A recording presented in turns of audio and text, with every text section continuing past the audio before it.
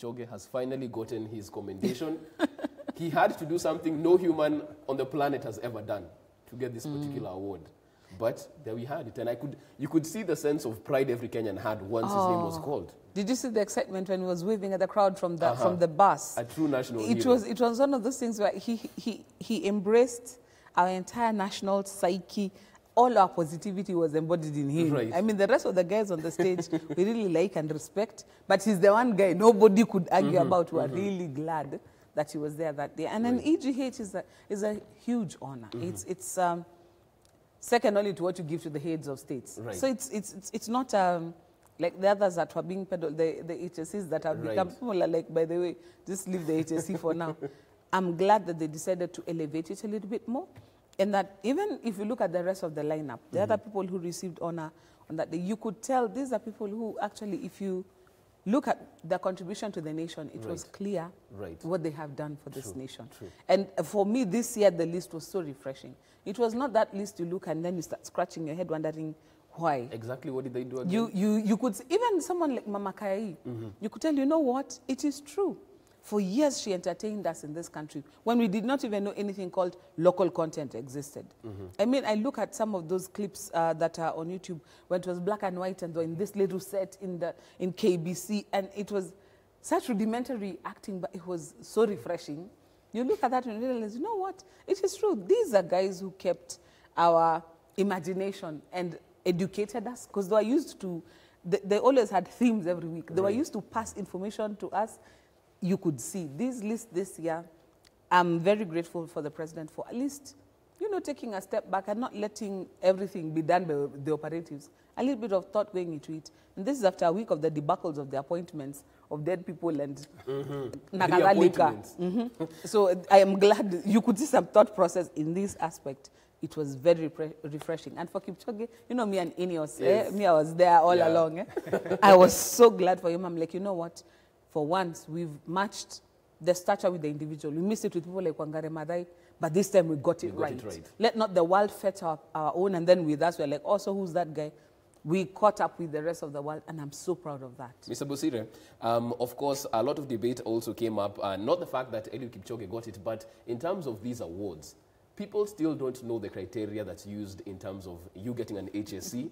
If next year you'll be the one to get it, how does the public get this information? Because still, I think even on Punchline, Dennis Tumbi was asked that question by Anne Kigut in the sense that, how do they come up with this list? Who do they decide? Joy is getting it this year, Jeff will get it next year, Githeriman got it a couple of years back. Do we have an idea to the criteria that's used in this regard? I think really that has been the subject. Like Joy just mentioned, that for once this year, it was thematic. Nchi yangu, jukumu langu, na mimi ni shujaa. That, at least, was thematic. They tried to live by the very theme they had set for the shujaas. But having said that, there are also issues that we've not passed the National Heroes Act. Right. If that is the one that spells out what is the criteria. We are still using the older thing about presidential commendations. The presidential commendations. So those are very, very personal, very subjective things. But for once, we saw a list, and the spirit that Kipchoge embodied that day, captured, it's really, the politician should have read it right there. What really makes sense to Kenyans is that they recognize effort, they recognize patriotism in the way you do things. It is a statement that we need to have a paradigm shift in the way we have always done things. I kept on thinking that maybe another person we should have put in the same HGH is teacher Tabichi. He's been recognized the world over. World over. But I think, again, we are still evolving from our thing that if it didn't happen yesterday, it didn't happen. So we have this way of letting it fade out of our memories. But for once, it's a good start. And let's pass that National Heroes Act so that people know that if it's Joy this year, this is the criteria. Right. This is exactly what we are saying, that a country that defines its ethos, defines its way of doing things, does things better. There are no more gray areas. because you remember the Githeri man. Right. What was it that we recognized? And in spite of this administration to date. Yes. that Yeah, he particular, turned, he that turned up list. to vote with his lunch. That was the blight on this whole thing of state commendation. Right. And I think they are trying to redeem themselves from this kind of drawbacks. True. And I think for once, for the MPs, we're also passing the data protection thing.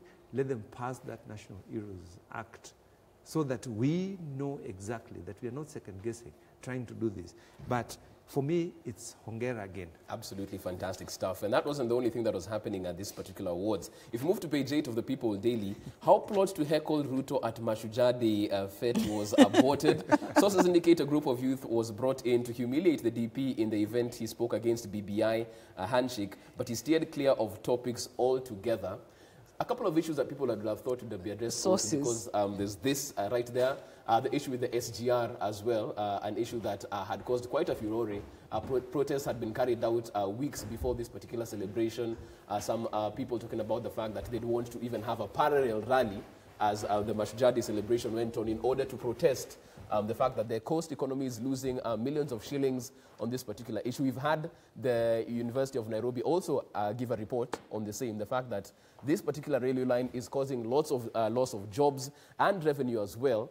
So this would have been an issue people would have thought would be addressed once and for all and have some direction given on this particular one. So let's talk about the words that weren't said at the Mashujaa Day. And let's start with page 8 of your People Daily on this particular one. How plot to heckle Ruto at Mashujaa Day fete was aborted. Mr. Bosire, as always, I'm sure you have the inside track on this. Why were the youth being brought in to heckle Ruto on this particular day? You know, the BBI itself, it was expected, the stage had been said that it would be handed over. And there are two principles into this BBI thing. There's been a very, very clear thing that the deputy is not part of the BBI. Mm-hmm. And obviously, a man like Joho, very good at theatrics and everything on the side shows, wanted to mount this thing and create it, bring it to the fore, that make declarations. You know, I look back at what happened to the Kalonzo Musyoka when, is it Tononoka, became his slaughtering ground. Kichinjio. Yeah, Kichinjio. This was meant to be Ruto's Kichinjio, Right. to show him that for you, this bridge is too far for you. Mm-hmm. You're not crossing. Right. Yeah, but then, and you can see the little politics, the dirty side of our politics that were trying to rear their ugly head into a national event. And that would have been very ugly. It took some sense of, an air of wisdom, I think, across the seas, the ocean, to calm it down. But all said and done, this was immoral for whoever was trying to organize this thing to bring it to the national. But you could see those things were playing out. But the security agencies, there are stories that the security agencies were particularly very coarse on the way they dealt with people. I think they wanted to spread the fear of God and all these guys, that if you have an intention of coming to come and heckle, cause any disruption here, we will deal with it. They started dealing with them right at the entrance. People have complained how they were made to swim. Maybe the Navy is so fond of the water. Right. They decided any person, let's put him in the water first to baptize him in the mud and everything else. We're also joined by Philip Chebunet, political analyst. Good morning. Good morning to you. We're talking about page 8 of the People Daily right here, of course. Mr. Bosire giving us the inside track as to what might have happened had this this plot been foiled. But looking at a point of view and a celebration where we had former Prime Minister Raila Odinga allude to the BBI and handshake. Governor Mombasa Joho as well spoke about it and even said that when the deputy president comes on, let him show his support for the handshake. But the president and the deputy actually alluded this particular topic and didn't want to talk about it. Are we seeing the division already forming as far as the BBI is concerned from that particular forum? Thank you very much. I think what we are seeing here is really a breach of protocol, because if you check in the official program of such functions, there was no place for Raila Odinga. There was no place even to mention any politician who was arrived, because this has been a tradition, yeah, for such official functions. Right. So the people actually who wanted to hijack this thing are the opposition leaders, because you find that when Ruto arrived, yeah, there was no anybody even to receive him, even at the airport. Remember, the only person who received Ruto was the MP Vita. From Vita. So you find that all these demonstrations and breach of protocols, started at the airport. And so the person who was sworn here is William Ruto, because William Ruto stuck to the function, to the official function. William Ruto knows how such functions are conducted. So Joho just took it like another ODM rally. Okay, but let me bring you in on that before I move to Joe on this. On that particular allegation, you say that even from his reception, I think it was received by Nyali MP Mohamed Ali on this particular one, if my memory serves me correct, that from that particular point, protocol had been breached all the way. So is this a county government issue? Because the national government handles such celebrations.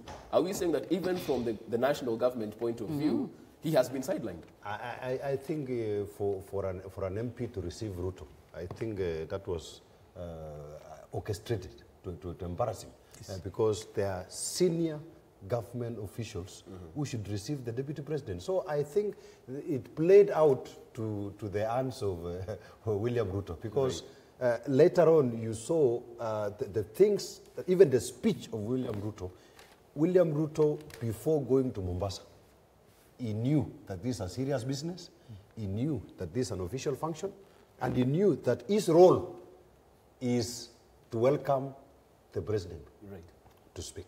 Yeah. And even as we look at the political intrigues on this one, Joy, I want to bring you in on the economic impact of what people had been talking about way before the celebration happened. The SGR and the fact that very many people are feeling that food is being taken off their plates because of this issue. It still hasn't yet been addressed on this particular one. How do you move forward? Because we are saying at the end of the day, the coastal economy is going to bear, the biggest brunt of this particular No, it's not just the coastal economy. There's been talk about all the towns along the highway that depend on truckers to survive. Because there's some towns that sprung up specifically because the truckers exist.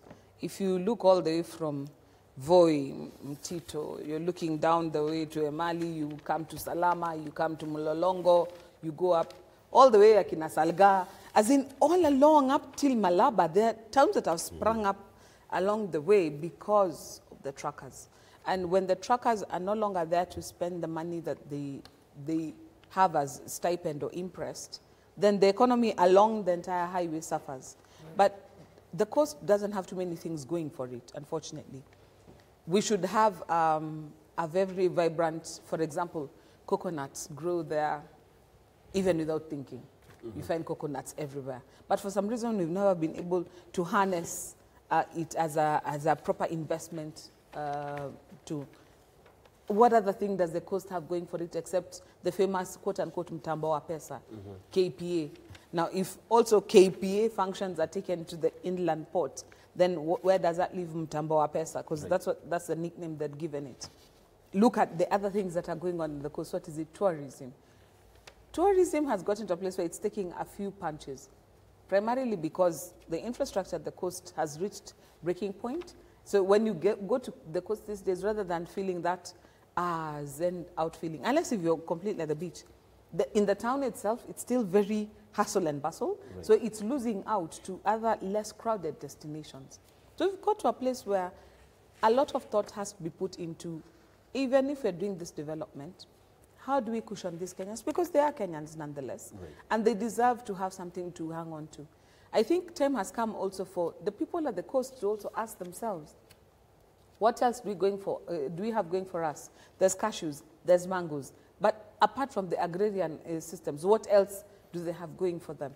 There's a lot of things that come out of the coast that are fabulous. The culture, the culinary thing, they are just known for their food. Right. These are things that maybe it's time to divest and to diversify, and it's a good challenge for them.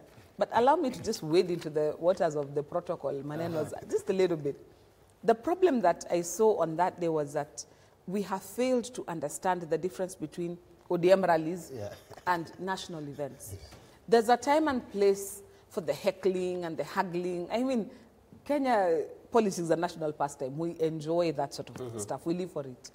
But when you come to a national function, especially of the stature of Mashujaa Day, leaders ought to differentiate between where to play these political games and where not to play political games. And I think I must agree with Chebunet.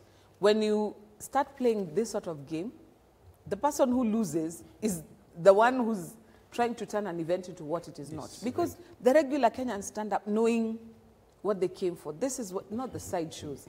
And you realize that the heavy-handedness of the security officers, if your report is anything to go by what's in the newspaper, ended up having other casualties. There's some legitimate shujas who are denied access because they arrived a bit late, and even with the special passes were not allowed to get on the dais. Others who are supposed to play roles were actually turned away. So you have unintended consequences of this last minute, because protocol arranges everything. That's why the passes are handed out in advance. But if you have somebody at the end who was not part of the planning process, they don't know who's who. So they're like, you know what, you were not here on time. I don't care about this little pass of yours. You could have made it up. And so you find it had unintended consequences as well. So it ends up securing one part, but now there is another mess on this other side that was created as a result.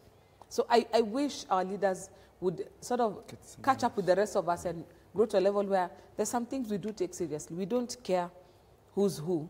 This was a day to remember our heroes. It was a day to remember those who struggled for independence for us. It was a day to acknowledge that there are those who shine the light and carry the flag of this country high. That was the agenda of the day. Right. It was not BBI. And as you can see, away from the political intrigues, Mr. Chebunet, I want to bring you in on this as well and talk about the economy and the economic impact of what's been going on with the SGR and the fact that this was a one-time now, all eyes were at the coast. Should this have been addressed by the leaders there? Because it had been an issue all the way to the build-up to this particular celebration. So it wasn't lost on the leaders that this is a sensitive issue and the people of the coast are really feeling the pinch on this particular move. I think that morning, what missed the moment is the mention of the truck drivers. I think Joho was excited after being given that opportunity. And he just played around with words, that he knows how to speak to the president.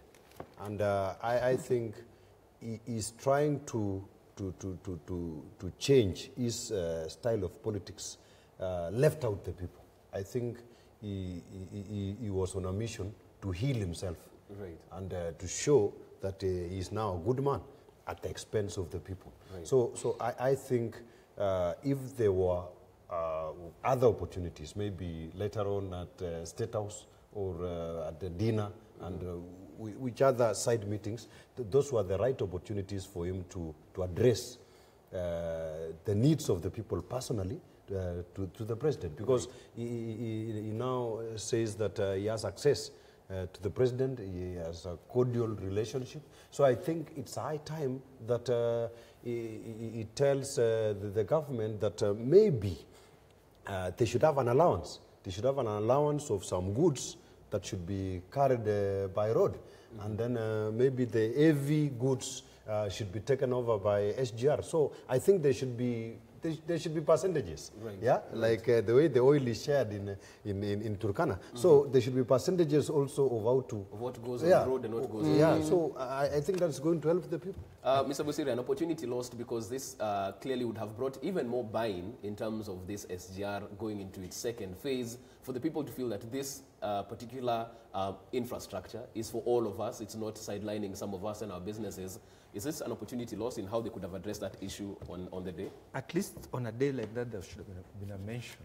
But like he has, Mr. Chebunet has said, our politicians have a very uncanny kind of thought, that they always think about themselves. You know that the Joho family has been central to this business. There is something that I don't want to go into because it's already a matter in court, that they have secured their own family interests within the SGR framework.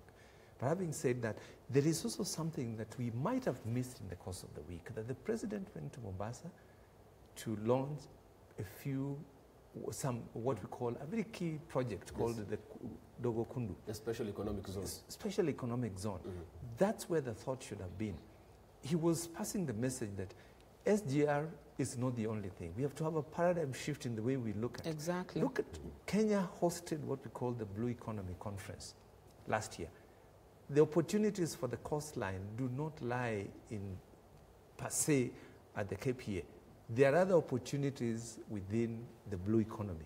And I think it's critical for leaders in that region to begin to align the thinking of the people. We can't always tegemea chuma. Right. We must go back and find out how do we empower people in terms of skills to harness the benefits of the blue economy, which are immense. It's already happening in Kisumu, the ports and everything else. And this is what we need to do. But statistics also don't lie. That 60% of the trucking of the business from the port is still within the trucking business. Only 40% is coming up. But what they need to find out, who is this? We are talking about truckers. But having seen the protest through the 3 weeks, I think there is a bigger voice behind the truckers. Who owns these trucks? Right. This is where we need to find out. The poor driver who runs it will not be the one who is organizing those things. There are people who own, and there are about 3, 4. If you check the roads, you can see who is the owner of those trucks. A couple of familiar names. Familiar names. And they will be the ones who say, business yangu is disappearing because I'm going to lose this. But again, on the economic side, the SGR has also not been as cost effective for the truckers. The costs for the transportation has also not been very friendly. It must begin to be competitive. The government must let the market forces play out if they want SGR before they give it a bad name.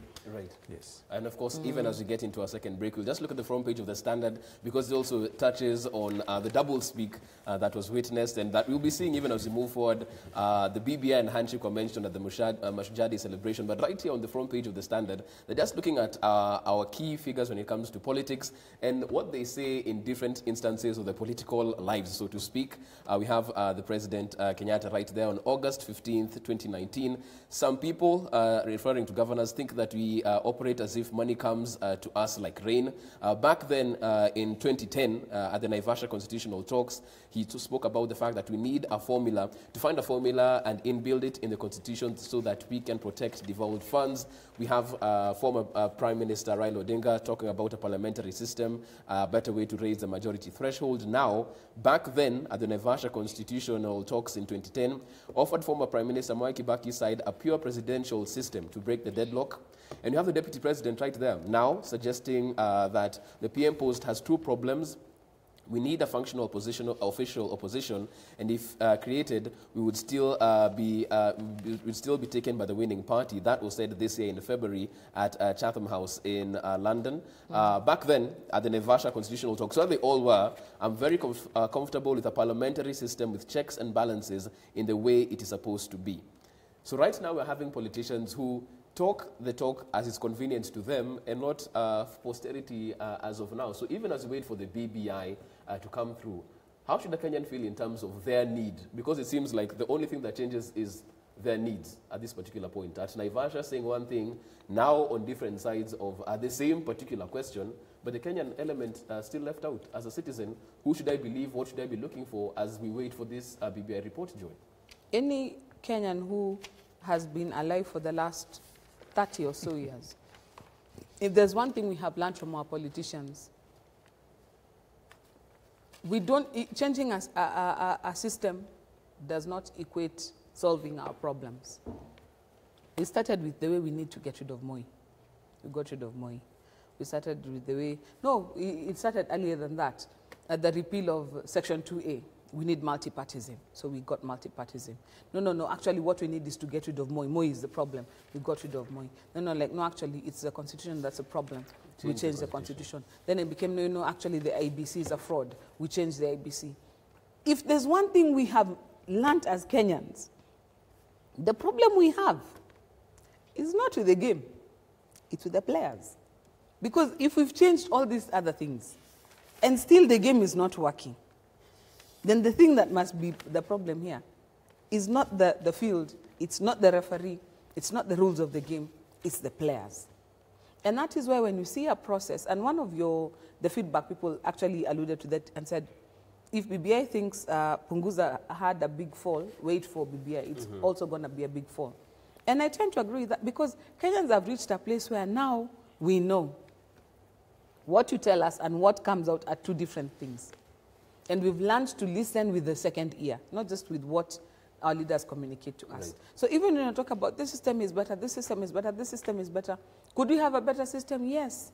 But we do realize that the one constant we have had through all the changes we've had from the 90s until now is the changes in systems, but the same players have been in the field. Right. Maybe, like for me, if you ask me, are there things I want to change in this constitution? Certainly. Do I want to change by this particular crop of politicians? No. I'd rather wait out until the scene substantially changes. Until we've got more mavericks in the house, we've got more Jichopevus and more people who are not beholden to the party systems, because I think that's where part of our problem is. Okay, there are some systems that have been there a bit too long. It doesn't matter what machination we bring in, they'll find a way of making the competition work in their favor. Before you go into the break, I want to have your comments on this particular issue as well. Chabunet, changing the system, changing the players. What's your take on this particular issue? I think there's a big problem with the big boys. I think any constitutional change must think about the people. It must think about what the Mwananchi will get. It must think about improving devolution. It must think about reducing the wage bill. It must think about ensuring that the Mwananchi gets the right services. Right. But if it is creating positions and creating maybe a debate that will occupy people's minds, then I think we are lost. I think we should really sit down and see to it that the current constitution is implemented first. What are the weaknesses? Can we have a constitutional conference to audit this current constitution and see the weaknesses and see the things that are urgent and the things that are important? Okay.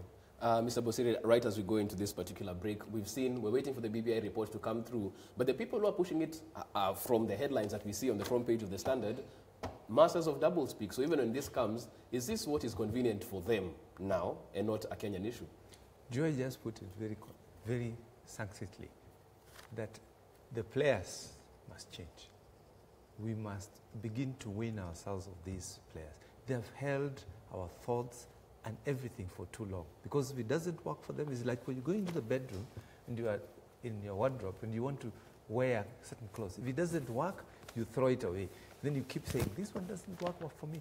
But this is where the problem is. First of all, what we have we made it work for us? Right. That's where it all begins. And it goes back to saying, having an honest discussion, and our changes must be based on fundamental ideological issues as opposed to personal whims. This is exactly where we are. And we must begin as Kenyans. I hope that second year that everybody's beginning to pray for opens up so that it can listen to that and see beyond these fellas. That the life of a nation cannot be defined by the lives and the feelings of every politician. Tied, clothed in what we call my personal ambitions. Okay. This is where we are. Okay, we can take a short break at this particular point. We're back after the break with plenty more. We want your feedback on this, as always, at K24 TV. You can also SMS us on 21222. Back after the break, the HPV vaccine launched, but the Catholic Church still having its doubts on this particular one. We talk about that as well. Of course, as Kenya's growing debt, how do you deal with this issue? Because we talk about it, but nothing seems to happen. It's now on the front pages of the Business Daily. We look at that and plenty more. This is K24 This Morning.